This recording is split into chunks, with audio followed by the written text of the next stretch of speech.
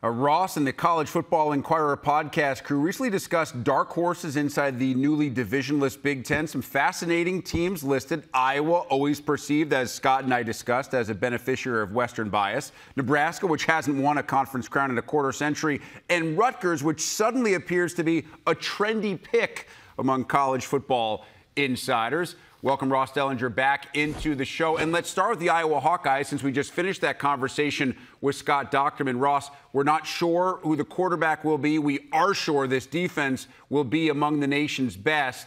I asked about erasing any of that thought that it was just because they were in the West. Scott threw out some great stats, the success they had against the East.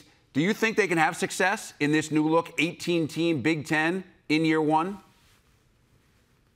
Well, it is going to be a lot about the quarterback, right? Which does seem like a question mark as we are in the middle here of preseason practice.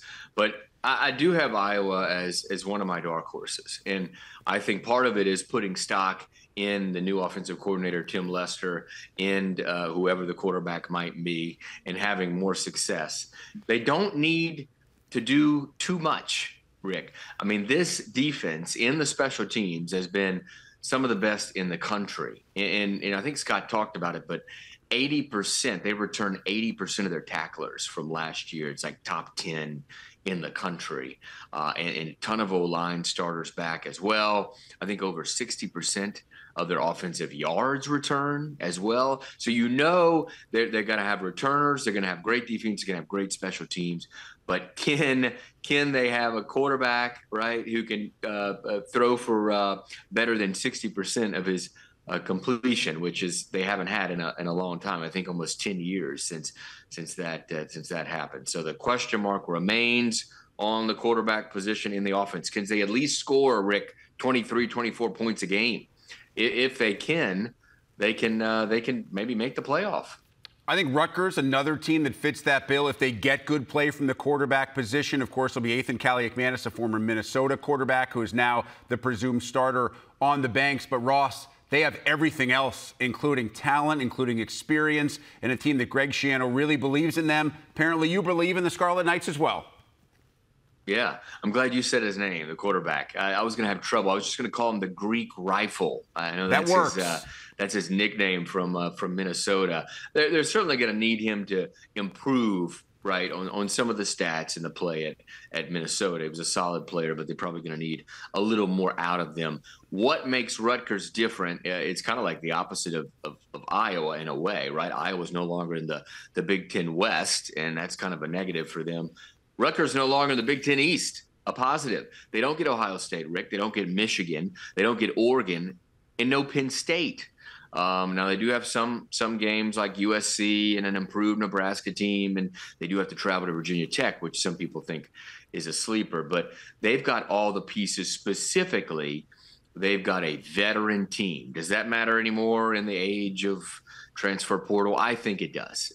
Over 80% of their offensive yards return, over 120 starts on the offensive line. And there's just something, Rick, about Greg Schiano in Rutgers, right? Last year, but he led them to their first winning season in over a decade. I mean, this was a program that just a few years ago lost 21 straight Big Ten games. So a lot on the shoulders of Kyle Monangai at running back. Obviously led the Big Ten in rushing, and he's a big reason why Rutgers is one of my sleepers. Lastly, you had Nebraska listed as a dark horse as well. We already discussed the incoming quarterback in Dylan Raiola, but they have some questions to answer. Is this the year, the most important question to answer, that Nebraska gets back to the postseason and potentially contends for a conference title? Yeah, can they win the close games? Gosh, we saw it under Scott Frost, just a terrible record in one-score games, and then again last year, Matt Rule's first season, 5 games where they lost within one score. Just a brutal late stretch there. Had a chance to beat Wisconsin, Iowa, Maryland, and kind of threw them away late. Couldn't close out those games. So can they do it with a freshman quarterback? Can they close out those games? I think they can, right? You look at Matt Rule's track record, his second year at places, right? Second year at Temple took him from 2-10 to 6-6.